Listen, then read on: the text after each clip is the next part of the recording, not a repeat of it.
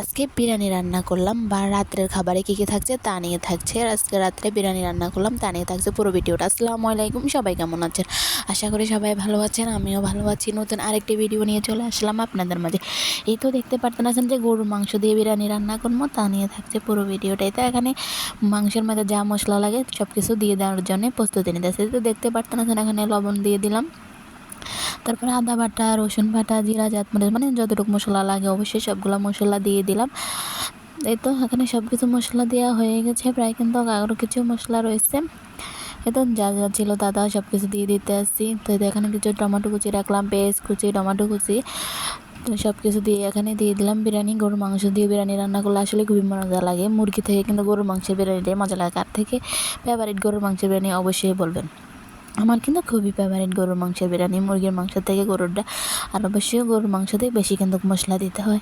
এই তো দেখতে পারতেন সব কিছু মশলা দিয়ে এখন ভালোভাবে মেখে নিতে আসি। আর এখানে একটু বিট লবণও দিয়ে দিতে আসি, যেহেতু মানে খেতে মজা লাগে। কিন্তু আমরা অনেক কিছু খাই, তো এখানে দেখতে পারতেন বিট লবণটা দিয়ে ভালোভাবে এখানে মেখে নিতে আসি সব কিছু মেখে। এখানে তো চলে গেলাম চুলাতে বসানোর জন্য। তো দেখতে পারতেন বসিয়ে দিয়েছি মাংসগুলো দিয়ে বসানোর জন্য। এখানে প্রায় কিন্তু এখানে তো হয়ে তো বসিয়ে দিয়েছি। এখানে কিছু কাঁচামরিচ কুটা ছিল, কাঁচামরিচগুলো দিয়ে দিলাম।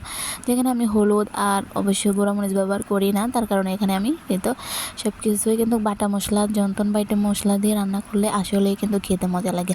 তো কার কার ফেভারিট অবশ্যই বলবেন, যে গরুর মাংস বিরিয়ানি কমেন্টে অবশ্যই বলে দেবেন। আর আমার ভিডিও যদি ভালো লাগে থাকে অবশ্যই লাইক, কেমন, শেয়ার দিয়ে আপনারা রাখবেন। এই তো এখানে প্রায় কিন্তু হয়ে গেছে বিরিয়ানিতে। আসলে ঘরের বউদের এটা এত ঠান্ডা, মানুষ অনেকে শুয়ে থাকে, কিন্তু ঘরের বউকে কোনো ছুটি নেই, ঠিক না? তো তারা চাকরি করে, তাদেরও ছুটি আছে, সপ্তাহে একদিন ছুটি, কিন্তু ঘরের বউদের কোনো ছুটি নেই, তাই না? এই তো এখানে প্রায় কিন্তু বিরিয়ানির গোস্তটা সিদ্ধ হয়ে গেছে। সিদ্ধ হয়ে যাওয়ার পরে এখানে চাল দিয়ে দিলাম। চাল দিয়ে ভালোভাবে এখানে কষিয়ে নিতে পারতেছি। দেখতে পারতেন এখানে তো কষানো হয়ে গেছে। এখানে পানি দিয়ে দেবো ওজন মতো, যতটুকু পানি লাগবে অতটুকু এখানে পানি দিয়ে দেবো। এই তো খুবই সুন্দর লোভনীয় এখন কিন্তু দেখতে পারতেন। এই তো এখানে বসিয়ে দিলাম, প্রায় কিন্তু হয়ে গেছে। এখন ভালোভাবে এখন নেড়ে চেড়ে ঢাকনা দিয়ে রাখলে আপনি উল্টিয়ে তারপর মানে ওজন মতো পানি দেবেন, যতটুকু পানি লাগবে ততটুকু পানি দেবেন। কিন্তু আবার বেশি পানি বা কম পানি দিলে তো আবার সমস্যা।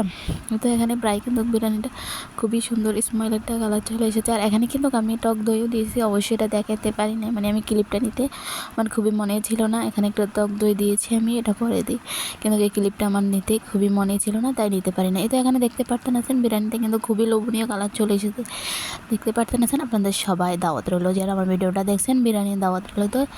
তো আমার এখানে খাওয়া দাওয়ার প্রস্তুতি চলতেছে। তো ভিডিওটা পর্যন্ত সবাই ভালো থাকবেন, সুস্থ থাকবেন। নেক্সট ভিডিওতে আবার দেখা হবে নতুন কোনো ভিডিওতে। আল্লাহ হাফেজ।